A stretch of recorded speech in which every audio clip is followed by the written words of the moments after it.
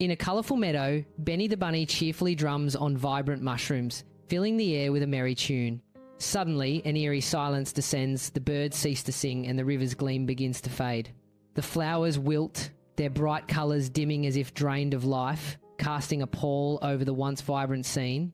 Benny pauses, his joyful rhythm broken, and gazes around with mounting concern, sensing the unnatural stillness.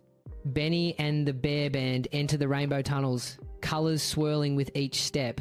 Drums, flutes, and chiming bells echo, filling the tunnels with vibrant music. Ahead, singing frogs puff their throats, adding voices to the growing chorus. The tunnels resonate, a symphony of light and sound enveloping the band.